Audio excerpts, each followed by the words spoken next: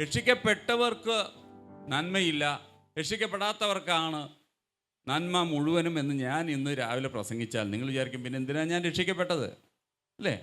അപ്പോൾ ഞാൻ എന്തിനാണ് രക്ഷിക്കപ്പെട്ടത്? രക്ഷിക്കപ്പെട്ടവർക്ക് മാത്രം പ്രശ്നം, രക്ഷിക്കപ്പെടാത്തവർക്ക് ഒരു കുഴപ്പമില്ലെന്നല്ല അതിൻ്റെ അർത്ഥം. രക്ഷിക്കപ്പെടാത്ത സമയത്തുണ്ടായിരുന്ന ആ അവസ്ഥയിൽ നിന്ന് രക്ഷിക്കപ്പെട്ടപ്പം മാറുന്നത് ഒരിക്കലും ഓട്ടോമാറ്റിക് അല്ല. ഒരു വിത്തും അത് പരിഗണന കൊടുത്തിട്ടില്ലെങ്കിൽ അത് ഉദ്ദേശിച്ച ലെവലിൽ വരത്തില്ല. Hallelujah, hallelujah. ഇല്ലെങ്കിൽ വല്ല ഇടി വെട്ടുമ്പോൾ കൂണ് കൃഷി, ഒരു ഇടി വെട്ടിയപ്പോൾ കൂണ് മുളയ്ക്കും. അങ്ങനെയാണെങ്കിൽ വലിയ കുഴപ്പമൊന്നുമില്ല, ഒരു ഇടി വെട്ടിയാൽ കൂണ് മുളയ്ക്കും. പക്ഷേ കൂണിൻ്റെ ആയുസ് ഒരു ദിവസമേ ഉള്ളൂ. അങ്ങനെ പോരാ, നമ്മളെ നീതി വൃക്ഷങ്ങളായി ആറിൻ്റെ അരികത്ത് നട്ടിരിക്കുന്നു എന്നാണ് പറഞ്ഞു. ഹല്ലേലൂയ. വെള്ളമുള്ള ആറിൻ്റെ അരികത്ത്, ഏതെങ്കിലും വെള്ളം വറ്റിയ നദിയുടെ കരയിലല്ല, ആ വെള്ളമുള്ള നദിയുടെ കരയിലാണ് നമ്മളെ നട്ടിരിക്കുന്നത്. നമ്മൾ കൂണല്ല, നമ്മൾ നീതിയുടെ വൃക്ഷങ്ങളാണ്. ഹല്ലേലൂയ. Oh Jesus. അപ്പം നമ്മൾ ഒരു സെമിനാർ വരുന്നുണ്ട്, ഓൺലൈനിലൂടെ കേട്ടുകൊള്ളുക. ഒരു സെമിനാർ വരുന്നുണ്ട്, spiritual building in the spirit. Okay, അത് ഇന്നിപ്പോൾ രാവിലെ ഇപ്പം ഞാനതിന് ഇൻട്രഡക്ഷനെ പറയുന്നുള്ളൂ. കാരണം എങ്ങനെയാണ് രക്ഷിക്കപ്പെട്ട് കഴിഞ്ഞാൽ പിന്നെ സക്സസ് ആകുന്നത്, അപ്പോൾ അവിടേക്കാണ് ഞാൻ വരുന്നത്. അല്ല രക്ഷിക്കപ്പെട്ടതിന് ശേഷം പ്രിൻസെ ഇങ്ങനെ നോക്കുന്നു, ഇനിയിപ്പോൾ എന്ത് ചെയ്യും, രക്ഷിക്കപ്പെടുകയും ചെയ്തു, ഇനി സക്സസ് ഇല്ലെന്നും ബിഷപ്പ് പറഞ്ഞു. ഞാൻ ഒരിക്കലും പറഞ്ഞിട്ടില്ല രക്ഷിക്കപ്പെട്ടവരെ പോലെ സക്സസ്ഫുൾ ആരുമില്ല. ഹല്ലേലൂയ. കഴിഞ്ഞ ദിവസം നമ്മുടെ ലേക്ക് ഷോർ ഹോസ്പിറ്റലിലെ എൻ്റെ ഒരു സ്നേഹിതൻ്റെ പിതാവിൻ്റെ ഇൻറ്റിമേറ്റ് ഫ്രണ്ട്, എൻ്റെ വേറെ ചില ഫ്രണ്ട്സിൻ്റെ റിലേറ്റീവായിരിക്കുന്ന ഡോക്ടർ ജോർജ്, അദ്ദേഹം തൂങ്ങി മരിച്ചു. ഫാം ഹൗസിൽ പോയി തൂങ്ങി മരിച്ചു. വേറെ പ്രശ്നങ്ങളൊന്നുമില്ല. കോടിക്കണക്കിന് ആസ്തിയുള്ള മനുഷ്യൻ, ആയിരക്കണക്കിന് കിഡ്നി ട്രാൻസ്പ്ലാന്റ് ചെയ്ത് ലക്ഷക്കണക്കിന് ഓപ്പറേഷൻ നടത്തിയ വ്യക്തിയാണ് അദ്ദേഹം. അദ്ദേഹം ആത്മഹത്യ ചെയ്തു.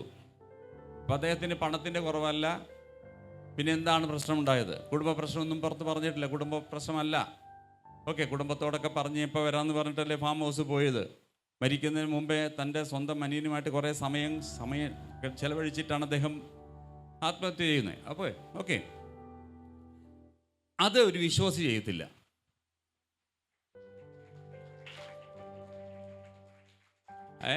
അതൊരു വിശ്വാസി ചെയ്യത്തില്ല. ഇതാണ് ഏറ്റവും വലിയ സക്സസ് എന്ന് പറയുന്നത്. ആമേൻ. അത് ഞാൻ എപ്പോഴും പറയാറുണ്ട്. പണമല്ല സക്സസ്, വിദ്യാഭ്യാസമല്ല സക്സസ്. നീറ്റ് പരീക്ഷ എഴുതി ഫസ്റ്റ് റാങ്ക് വന്ന ഒരു വ്യക്തി, ഒരു ചെറുക്കൻ കഴിഞ്ഞ ദിവസം ആത്മഹത്യ ചെയ്തു. ആത്മഹത്യ ചെയ്തപ്പോൾ, അതായത് അത്രയും ടോപ്പ് റാങ്കിൽ വന്ന പയ്യനാണ്, 3-ാം വർഷം MBBS പഠിക്കുമ്പോഴാണ് അവൻ ആത്മഹത്യ ചെയ്യുന്നത്. അന്ന് MBBS ഇതുപോലെ നീറ്റിലെ ഹയസ്റ്റ് മാർക്ക് കിട്ടിയ കുറേ കുഞ്ഞുങ്ങളുമായിട്ട് ഒരു ഇൻ്റർവ്യൂ ഉണ്ടായിരുന്നു. ഞാൻ ഇന്നും അത് ഓർക്കുകയാണേ. അതിൽ ആ കൊച്ചുങ്ങൾ പറഞ്ഞു, ഇങ്ങനെയൊക്കെ മരിക്കാനുള്ളൊരു കാരണം പഠിപ്പ് മാത്രം സക്സസ് എന്ന് ചിന്തിക്കുന്നവർക്കാണ് ഈ പ്രശ്നം. ആ കൊച്ചുങ്ങൾ പറയുക, ഞങ്ങൾ മരിക്കാത്തതിൻ്റെ ഒരു കാരണം ഞങ്ങൾ സക്സസ് വിദ്യാഭ്യാസത്തിൽ മാത്രമാണെന്ന് വിശ്വസിച്ചിട്ടില്ല. Hallelujah, hallelujah. ദൈവമായിട്ടൊരു കണക്ഷൻ രക്ഷിക്കപ്പെട്ട ആ നിമിഷം നമ്മൾ സ്റ്റാർട്ടായി. ഓട്ടോമാറ്റിക് അല്ല, ഇനി നമ്മളത് തിരിച്ചറിഞ്ഞിട്ട് വേണം രുചിച്ചറിയുവാൻ. ഹല്ലേലൂയ. അങ്ങനെയാണ് ഡെവലപ്മെൻറ്റ് നമ്മുടെ ക്രിസ്തീയ ജീവിതത്തിൽ നടക്കുന്നത് കേട്ടോ. നമ്മുടെ ക്രിസ്തീയ ജീവിതത്തിൽ എന്ന് പറഞ്ഞാൽ ആത്മീയ ജീവിതത്തിൽ മാത്രമല്ല, ഭൗതിക ജീവിതത്തിലും കയറുന്നത്. അപ്പോൾ അതിൽ ഇമ്പോർട്ടൻ്റ് ആയിട്ടുള്ള ചില കാര്യങ്ങൾ നമ്മൾ പഠിക്കാനുണ്ട്. എങ്ങനെയാണ്? അതിലൊന്നാണ് വിഷ്വലൈസേഷൻ. ദർശനം ദൈവം എപ്പോഴും, കഴിഞ്ഞ ഞായറാഴ്ച നമ്മൾ കേട്ടു, ദർശനം ദൈവം നമ്മുടെ ബ്രെയിനിൽ തരത്തില്ല, നമ്മുടെ ഹൃദയത്തിൽ തരും. സ്വപ്നം നമ്മുടെ തലമുണ്ടയിൽ തരത്തില്ല, സ്വപ്നം നമ്മുടെ മനസ്സിൽ തരും. ഹല്ലേലൂയ. ഇത് സബ് കോൺഷ്യസ് മൈൻഡ്, അതൊക്കെ വലിയ സ്റ്റഡീസാണ്. എനിക്ക് തോന്നുന്നത് ഷീല തോമസ് ആണ് ഒരു മെസ്സേജ് അയച്ചത്, നിങ്ങൾ കേട്ട് കാണും. കോർപ്പറേറ്റ്സിലെ ലീഡർഷിപ്പ് ക്ലാസ് കൊടുക്കുന്നതിനേക്കാൾ ഇഫക്റ്റീവാണ് മാർവലസ് ലൈറ്റിൻ്റെ സാധാരണ സഭായോഗം. ഹല്ലേലൂയ. ആ സഹോദരി അത് ചെയ്തു. നിങ്ങൾക്ക് ആർക്കെങ്കിലും അതൊക്കെ മാതൃകയാക്കാമായിരുന്നു. അപ്പോൾ ഈ മെസ്സേജ് കേൾക്കുമ്പോഴെങ്കിലും ഇന്നൊന്ന് കേട്ടു നോക്കണമല്ലോ എന്ന് ആർക്കെങ്കിലും തോന്നിയാൽ അത് ആ വ്യക്തി ചിലപ്പോൾ നാളെ എറണാകുളത്തെ മൊത്തം രക്ഷിക്കുന്ന വ്യക്തിയായിരിക്കാം. അപ്പം അതുകൊണ്ട് നിങ്ങളുടെ അഭിപ്രായം, നിങ്ങളിതെല്ലാം പറഞ്ഞാലും എനിക്കറിയാം ഞാൻ ആരാണെന്ന്. നിങ്ങളിതെല്ലാം പറഞ്ഞതുകൊണ്ട് ഞാൻ കിളരാനും പോകുന്നില്ല, നിങ്ങൾ പറഞ്ഞിട്ടില്ലെങ്കിൽ ഞാൻ താഴാനും പോകുന്നില്ല. കാരണം എനിക്കറിയാം ഞാൻ ആരാണെന്ന്, ഞാൻ കൊടുക്കുന്നത് എന്താണെന്ന് എനിക്ക് കറക്റ്റായിട്ട് അറിയാം. പക്ഷേ ഇതുപോലെ കമൻസ് വരുന്നത് എപ്പോഴും ട്രൂത്ത് എപ്പോഴും റൈറ്റ് ആൾക്കാർക്കേ കൊടുക്കാവൂ. ഇത് മനസ്സിലാക്കാൻ നിങ്ങൾക്ക് 3 മണിക്കൂർ വേണ്ടി വരും. ഈ സത്യം എല്ലാവർക്കും വേണ്ട, എല്ലാവർക്കും ഫാക്ട്സ് മതി. സത്യം റൈറ്റ് ചിന്താഗതിക്കാർക്കേ വേണ്ടൂ. ഹല്ലേലൂയ. അപ്പോൾ അവരുടെ ദർശനവും മെസ്സേജും കൂടെ ടാലി ആകുമ്പോഴാണ് അവർ കമൻറ്റ് ചെയ്യുന്നത്. ഹല്ലേലൂയ. ചിലർ കമൻറ്റ് ചെയ്യാത്തതിൻ്റെ കാരണം അവർക്ക് ഇതുവരെ അത് മനസ്സിലായിട്ടില്ല.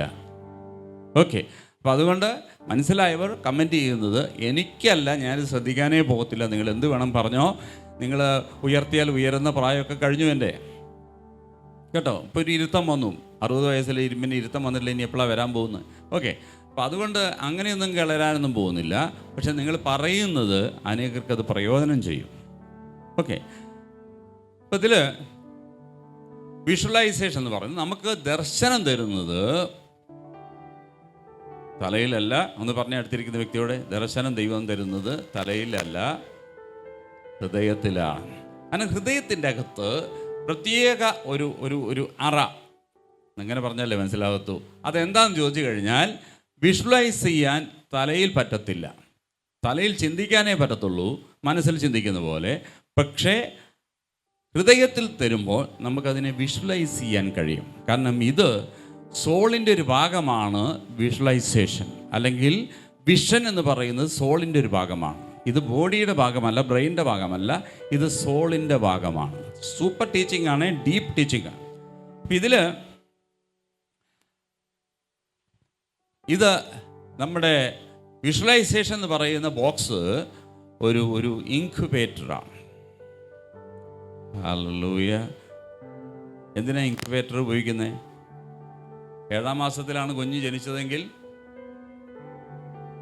എന്തിനാ ഇൻക്യുബേറ്റർ? നിങ്ങൾക്കറിയാത്ത എനിക്കറിയുന്നേ. ആരെങ്കിലും ഒന്ന് എഴുന്നേറ്റ് പറഞ്ഞു, ഇൻക്യുബേറ്റർ എന്തിനാ? കേട്ടിട്ടേ ഇല്ല. ഓക്കെ, അപ്പോൾ മാസമാകുന്നതിന് മുമ്പേ പ്രസവിച്ചാൽ ഇൻക്യുബേറ്ററിലല്ലേ കൊണ്ടുവയ്ക്കുന്നത്. അതെന്തിനാ? അപ്പോൾ ഈ ഇൻക്യുബേറ്റർ പറഞ്ഞ ഒരു ബോക്സ്, ഇതിൻ്റെ അകത്ത് നമ്മൾ ആ സീഡിനെ കൊണ്ടിടുകയാണ്. ഹല്ലേലൂയ.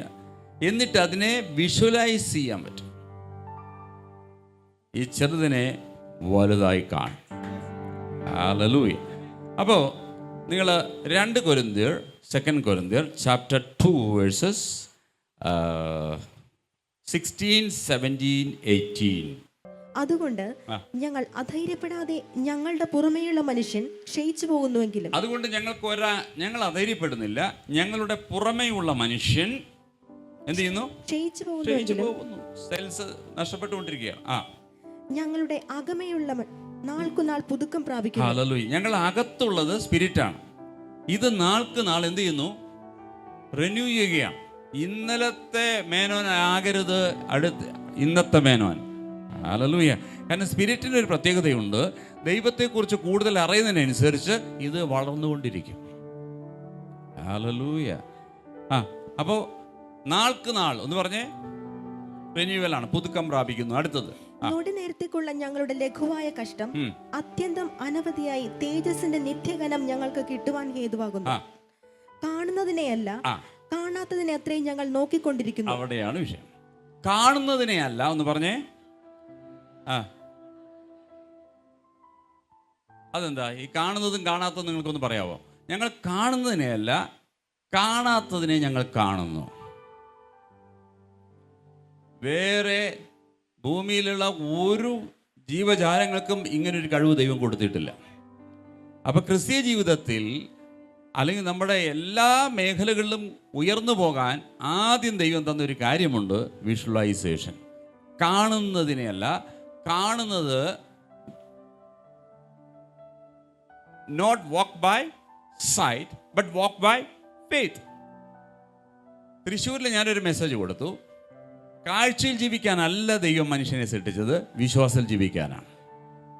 അങ്ങനെ പറഞ്ഞാൽ വിശ്വാസം എന്ന് പറയുന്നത് ഇപ്പം കാണുന്നതല്ല. ഇപ്പോൾ കാണുന്നതിൻ്റെ പേര് വിശ്വാസം എന്നല്ല. ഇപ്പം കാണുന്നതിൻ്റെ പേര് ഫെയ്ത്താണ്. അല്ല, ഇപ്പം കാണുന്നതിൻ്റെ പേര് സൈറ്റ്. ഇപ്പം കാണാത്തതിൻ്റെ പേരാണ് ഹോപ്പ്. നിങ്ങൾക്ക് എല്ലാവർക്കും ഹോപ്പുണ്ട്. പരീക്ഷ എഴുതുന്നത് ഹോപ്പ് കൊണ്ടല്ലേ? നാളെ ജയിക്കും എന്നുള്ളൊരു ഹോപ്പല്ലേ? പക്ഷേ അത് ഫെയ്ത്താക്കുന്നത് എപ്പോഴാണ്? അത് ഞാൻ പ്രസംഗിച്ചു. ഹോപ്പിന് സെർട്ടിനിറ്റി ഇല്ല. നടന്നു, ജയിച്ചു നമ്മൾ പറയുന്നില്ലേ, അതാണ് ഹോപ്പ്. കാരണം നമുക്ക് വലിയ കോൺഫിഡൻസ് ഒന്നുമില്ല. ഞാൻ ചെയ്യേണ്ടതൊക്കെ ചെയ്തു, ഇനി ദൈവത്തിൻ്റെ കയ്യിലിരിക്കുന്നു. പക്ഷെ ഫെയ്ത്ത് എന്ത് ചെയ്യും? ഫെയ്ത്തിന് സബ്സ്റ്റൻസ് ഉണ്ട്. ഹല്ലേലൂയ. ഹോപ്പില്ലെങ്കിൽ ഫെയ്ത്ത് ഇല്ല. ഫെയ്ത്തിൻ്റെ കണ്ണെന്ന് പറയുന്നത് കാണുന്നതിനെ കാണുന്നതല്ല ഫെയ്ത്ത്, കാണാത്തതിനെ കാണുന്നതിൻ്റെ പേരാണ് ഫെയ്ത്ത്. അപ്പോൾ നമ്മളെ ഫെയ്ത്തിൽ ജീവിക്കാനാണ് ദൈവം നിർമ്മിച്ചിരിക്കുന്നത്, സൃഷ്ടിച്ചിരിക്കുന്നത്. ഫെയ്ത്തിൽ ജീവിക്കാൻ. ഒന്ന് അടുത്തിരിക്കുന്ന വ്യക്തിയോട് പറഞ്ഞേ, വിശ്വാസത്തിൽ ജീവിക്കാനാണ് ദൈവം എന്നെ സൃഷ്ടിച്ചിരിക്കുന്നത്. അപ്പോൾ ആദാം വീഴുന്നതിന് മുമ്പേ, വീഴ്ചയ്ക്ക് മുമ്പേ ദൈവത്തിൻ്റെ പദ്ധതി എന്ന് പറയുന്നത് വിശ്വാസത്തിൽ ജീവിക്കാനായിരുന്നു, കാണുന്നതിനെ കണ്ട് ജീവിക്കാനല്ല. അപ്പോൾ പൗലോസ് പറയുകയാണ്, ഈ 1 കൊരിന്ത്യർ 2:9 അല്ലേ? ദൈവം തന്നെ സ്നേഹിക്കുന്നവർക്ക് ഒരുക്കിയിട്ടുള്ളത് കണ്ണ് കണ്ടിട്ടില്ല, ചെവി കേട്ടിട്ടില്ല, ഒരു മനുഷ്യന്റെയും ഹൃദയത്തിൽ തോന്നിയിട്ടുമില്ല. ഓക്കെ, ഇത് വലിയ മെസ്സേജാണ്. ഇതാണ് ഒരുവിധം ചർച്ചകളിലൊക്കെ ജനം ആത്മാവിലാകുന്നത്.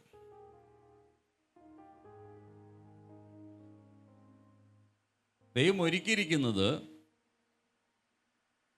കണ്ണ് കണ്ടിട്ടില്ല, കാത് കേട്ടിട്ടില്ല, ഒരുത്തിൻ്റെ ഹൃദയത്തിൽ തോന്നിയിട്ടുമില്ല. ഇവിടെ മനസ്സിലാക്കണം,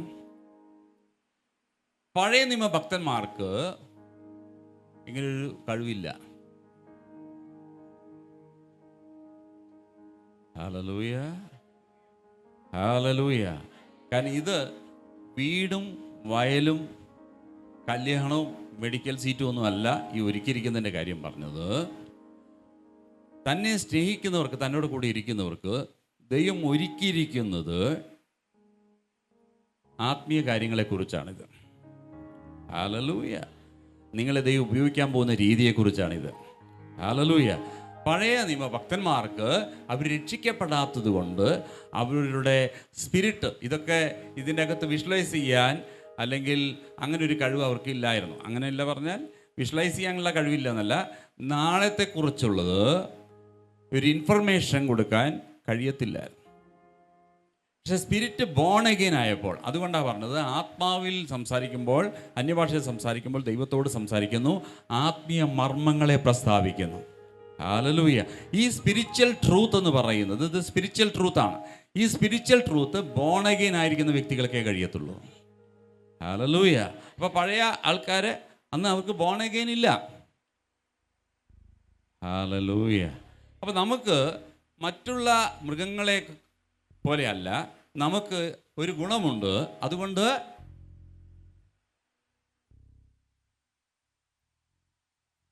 ഇന്നുള്ളതിനെ അല്ല നാളെ വരാൻ പോകുന്നതിന് ഇപ്പം കാണാൻ കഴിയും. ഹല്ലേലൂയ. നിങ്ങളൊന്ന് കണ്ണടച്ചേ, നിങ്ങൾ കാണാത്ത ചിലതിനെ ഇപ്പം കാണിച്ചു തരാം. നിങ്ങളൊരു പട്ടിയെ കണ്ടേ, കണ്ണടയ്ക്കുമ്പോഴേ നിങ്ങൾക്ക് പട്ടിയെ കാണാം. എന്നിട്ട് അതിൻ്റെ വാല് നല്ല എന്താ പറയുന്നത്, ഒരുപാട് മുടിയൊക്കെ ഉള്ള ഒരു വാൽ. ഇപ്പം നിങ്ങളത് കാണുന്നു. എന്നിട്ട് അതിൻ്റെ കളറ് മാറുന്നു. നിങ്ങൾ കണ്ട പട്ടിയുടെ കളർ ഇപ്പം പച്ച കളറായി മാറി. ഇപ്പം നിങ്ങൾ കാണുന്നത് പച്ച കളറുള്ള വാലുള്ള, ആ വാല് മുഴുവനും മുടിയുള്ള ഒരു പട്ടിയെ നിങ്ങൾ കണ്ടുകൊണ്ടിരിക്കുകയാണ്. ഇനി കണ്ണു തുറന്നേ, കണ്ടോ? അങ്ങനൊരു പട്ടിയില്ല. നിങ്ങൾ കണ്ടു. അതാ ഞാൻ പറഞ്ഞത്, ഈ കഴിവ് മനുഷ്യന് മാത്രമേ ദൈവം കൊടുത്തിട്ടുള്ളൂ. നിങ്ങൾ പോകാത്ത രാജ്യങ്ങളെ ഇവിടെ വെച്ച് നിങ്ങൾക്ക് കാണാം. ഹല്ലേലൂയ. കല്യാണം കഴിക്കാത്ത പെണ്ണിനെ, കല്യാണം കഴിക്കാത്ത ചെറുക്കനെ ഇതൊക്കെ മൃഗങ്ങൾക്ക് കാണാൻ കഴിയത്തില്ല. ഇവിടെ ഇരുന്ന് നമുക്ക് വിഷ്വലൈസ് ചെയ്യാൻ കഴിയും. വരാൻ പോകുന്ന ബിസിനസ്സിനെ കുറിച്ച് കാണാൻ കഴിയും, പ്രൊമോഷൻ കിട്ടുന്നത് കാണാൻ കഴിയും. വേറെ ഒരു സൃഷ്ടിക്കും ഇങ്ങനെ ഒരു കൃപയില്ല, മനുഷ്യർക്കാണ് ദൈവം അത് കൊടുത്തത്. അതുകൊണ്ടാണ് അബ്രഹാമിന് ഒരു കുഞ്ഞുമില്ലാതിരുന്നിട്ടും ദൈവം വിശ്വാസത്തിൽ ഇങ്ങനെ ഉറയ്ക്കാൻ വേണ്ടി കുറേ തട്ടി 25 വർഷം എടുത്തു. ആദ്യം ഉൽപ്പത്തി പുസ്തകം 12-ാം അധ്യായം എടുത്തേ. യഹോവ അബ്രഹാമിനോട് അരുളി ചെയ്തത് എന്തെന്നാൽ, നീ നിന്റെ ദേശത്തെയും ചാർച്ചക്കാരെയും പിതൃഭവനത്തെയും വിട്ട് പുറപ്പെട്ട് ഞാൻ നിന്നെ കാണിപ്പാനിരിക്കുന്ന ദേശത്തേക്ക് പോകാം. ഞാൻ നിന്നെ വലിയൊരു ജാതിയാക്കും. നിന്നെ അനുഗ്രഹിച്ച് നിന്റെ പേർ വലുതാക്കും. നീ ഒരു അനുഗ്രഹമായിരിക്കും. നിന്നെ അനുഗ്രഹിക്കുന്നവരൊക്കെയും ഞാൻ അനുഗ്രഹിക്കും, നിന്നെ ശപിക്കുന്നവരെ ഞാൻ ശപിക്കും. നിന്നിൽ ഭൂമിയിലെ സകല വംശങ്ങളും അനുഗ്രഹിക്കപ്പെടും. See, I will bless them and bless thee and curse them that curse thee, and the people on earth will be blessed through you. ഒരു കുഞ്ഞുപോലും ഇല്ലാത്ത നീ ജാതികൾക്ക് അപ്പനാകും. ഹല്ലേലൂയ. ഈ ഒരു ദൂത് കേട്ടിട്ടാണ് അബ്രഹാം, ഇപ്പൊ അബ്രഹാമിന്റെ കയ്യിൽ എന്തുണ്ടായി? ഒരു ഹോപ്പായി, ജീവിക്കാനുള്ള ഒരു ഹോപ്പായി. പക്ഷെ ഫെയ്ത്ത് ഉണ്ടെങ്കിലേ ഇത് ആക്റ്റീവ് ആവും. ഹോപ്പാണ്. ഹോപ്പിന് സെർട്ടിനിറ്റി ഇല്ല, എപ്പോൾ വേണമെങ്കിലും നടക്കാം. ഇപ്പം 75 വയസ്സായി, 76-ാമത്തെ വയസ്സിൽ നടക്കാം, 78-ാമത്തെ വയസ്സിൽ നടക്കാം. എപ്പോൾ നടക്കുന്നൊന്നും പറയാൻ പറ്റത്തില്ല. പക്ഷെ അതിനുള്ള ഫെയ്ത്ത് ഇല്ല. ഇനി 13-ാം അധ്യായത്തിലേക്ക് വന്നേ. 13-5 12 കഴിഞ്ഞു. ഉൽപ്പത്തി 13:5, 6 എടുത്തു നോക്കി. അബ്രഹാമിനോട് കൂടെ വന്ന ലോത്തിനും ആടുമാടുകളും കൂടാരങ്ങളും ഉണ്ടായിരുന്നു. അവർ ഒന്നിച്ച് പാർപ്പാൻ തക്കവണ്ണം ദേശത്തിന് അവരെ വഹിച്ചു കൂടാഞ്ഞു. സമ്പത്ത് വളരെ ഉണ്ടായതുകൊണ്ട് അവർക്ക് ഒന്നിച്ച് പാർപ്പാൻ കഴിഞ്ഞില്ല. ദൈവം കൂടെ ഉണ്ടായ അങ്ങനെ. അടുത്തത്, അബ്രാമിന്റെ കന്നുകാലികളുടെ ഇടയന്മാർക്കും ലോത്തിന്റെ കന്നുകാലികളുടെ ഇടയന്മാർക്കും തമ്മിൽ പിണക്കമുണ്ടായി. കനാന്യരും പെരീസ്യരും അന്ന് ദേശത്ത് പാർത്തിരുന്നു. അതുകൊണ്ട് അബ്രാം ലോത്തിനോട്, എനിക്കും നിനക്കും നിന്റെ ഇടയന്മാർക്കും എന്റെ ഇടയന്മാർക്കും നിന്റെ ഇടയന്മാർക്കും തമ്മിൽ പിണക്കം ഉണ്ടാകരുതേ. നാം സഹോദരന്മാരല്ലോ. ദേശമെല്ലാം നിന്റെ മുമ്പാകെ ഇല്ലയോ? എന്നെ വിട്ടു പിരിഞ്ഞാലും നീ ഇടത്തോട്ടെങ്കിൽ ഞാൻ വലത്തോട്ട് പോയിക്കൊള്ളാം, നീ വലത്തോട്ടെങ്കിൽ ഞാൻ ഇടത്തോട്ട് പോയിക്കൊള്ളാം എന്ന് പറഞ്ഞു. അപ്പോൾ ലോത്ത് നോക്കി യോർദാൻ അരികെയുള്ള പ്രദേശമൊക്കെയും നീരോട്ടമുള്ളതെന്ന് കണ്ടു. ഇത് വായിക്കുമ്പോഴേ ലോത്ത് നോക്കി എന്ന് പറഞ്ഞേ, ഇതാണ് സൈറ്റ് എന്ന് പറയുന്നത്. കാഴ്ചയിലാണ് ലോത്ത് ജീവിക്കുന്നത്. അബ്രഹാം വിശ്വാസത്തിലാണ് ജീവിക്കുന്നത്. കാഴ്ചയിലാണ് ലോത്ത് ആശ്രയിക്കുന്നത്. അതുകൊണ്ട് നീരോട്ടമുള്ള സ്ഥലം കണ്ടിട്ടാണ് ആര് പോകുന്നത്? ലോത്ത് പോകുന്നത്. നാശം ആർക്കാ ഉണ്ടായത്? അബ്രഹാമിനല്ല, ലോത്തിനാണ്. അത് വേറൊരു മെസ്സേജ്. നീതിമാനായ ലോത്തിൻ്റെ അവസ്ഥയോ, അതാ മെസ്സേജ്. നീതിമാനായ ലോത്ത് എന്തുകൊണ്ട് ഇങ്ങനെയാണ് തകർന്നത്? ദൈവത്തെ അറിഞ്ഞില്ലേ? അത് മെസ്സേജ് വരുന്നുണ്ട്. ഇതുമായിട്ട് കണക്റ്റഡ് അത്. ഇനി അടുത്ത് വായിക്കും. യഹോവ സോദോമിനെയും ഗൊമോറയും നശിപ്പിച്ചതിന് മുൻപേ അത് യഹോവയുടെ തോട്ടം പോലെയും സോവാർ വരെ മിസ്രയീം ദേശം പോലെയുമായിരുന്നു. ലോത്ത് യോർദാൻ അരികെയുള്ള പ്രദേശമൊക്കെയും തിരഞ്ഞെടുത്തു. 13 തന്നെ. ഇനി 15 വന്നേ. അബ്രാം തനിയായി. അതിന്റെ ശേഷം അബ്രാമിന് ദർശനത്തിൽ യഹോവയുടെ അരുളപ്പാടുണ്ടായതെന്തെന്നാൽ, ദർശനത്തിൽ യഹോവയുടെ അരുളപ്പാടുണ്ടായതെന്തെന്നാൽ, അബ്രാമേ, ഭയപ്പെടേണ്ട, ഞാൻ നിന്റെ പരിചയം നിന്റെ അതിമഹത്തായ പ്രതിഫലവുമാകുന്നു. അപ്പൊ വിശ്വാസത്തിന് എന്തില്ല? വിശ്വാസത്തിന് എന്തില്ല? ഭയമില്ല എന്ന് പറഞ്ഞേ. അതുകൊണ്ടാണ് അബ്രഹാമിനോട് പറയുന്നത് ഭയപ്പെടേണ്ട എന്ന് പറഞ്ഞേ. കാരണം വിശ്വാസത്തിന്റെ ശത്രുവാണ് ഭയം. ഭയത്തിലൂടെയാണ് സംശയമൊക്കെ വരുന്നത്. അപ്പോൾ അബ്രഹാമിനോട് പറഞ്ഞു, ഞാൻ വിശ്വാസം ഒന്ന് ക്രിയേറ്റ് ചെയ്തുകൊണ്ടിരിക്കാൻ ശ്രമിക്കുകയാണ്. നീ എന്ത് ചെയ്യരുത്? നീ ഭയപ്പെടരുത്. അതുകൊണ്ടാണ് ഇത് വെറുതെ വായിച്ചു വിട്ടാലെന്ന് നിങ്ങൾക്ക് മനസ്സിലാകും. അബ്രഹാമേ ഭയപ്പെടരുത്, ഞാൻ നിന്റെ പരിചയം നിന്റെ പറയാം. അങ്ങനെയല്ല, ഭയപ്പെടരുത് ഒന്ന് ഉറക്കെ പറഞ്ഞേ. നിങ്ങൾ ഇത്രയും രാവിലെ എത്ര ദൂരം എന്താ? പ്രദീപൊക്കെ തൃശ്ശൂരുന്നോ ഇവിടെ എന്താ ഇരിങ്ങാലക്കൂടെ എന്നൊക്കെ വന്നിരിക്കുന്നു. Okay, good. ഓക്കെ, ഭയപ്പെടരുത്. ഹല്ലേലൂയ.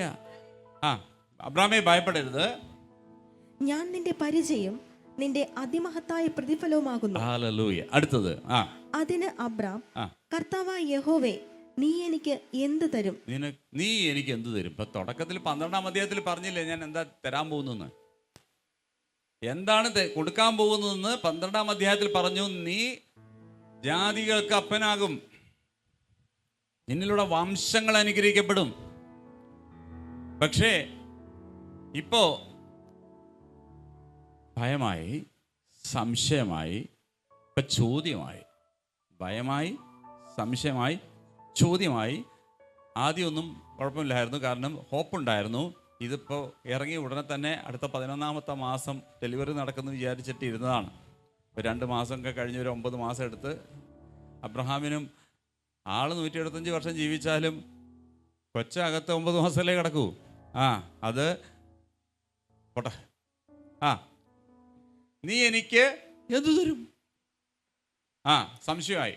ഞാൻ മക്കളില്ലാത്തവനായി നടക്കുന്നുവല്ലോ. സങ്കടമായി, കരച്ചിലായി. അപ്പൊ ഭയമായി, സംശയമായി, ചോദ്യമായി, സങ്കടമായി. എന്തൊക്കെയാ പറഞ്ഞേ? സങ്കടമായി. ഓക്കെ, ഇപ്പൊ സങ്കടമായി. ഞാൻ മക്കളില്ലാതെ നടക്കുന്നുവല്ലോ. എൻ്റെ അവകാശി ദമേശുകാരനായ എലേശ്യർ അത്രേ എന്ന് പറഞ്ഞു. ഇനി അതിന് മറുപടി ദൈവം പറഞ്ഞു. ഈ നാല് ഇമോഷന്റെ പാട്ടിനും ദൈവം പറയുന്ന മറുപടി നോക്കി.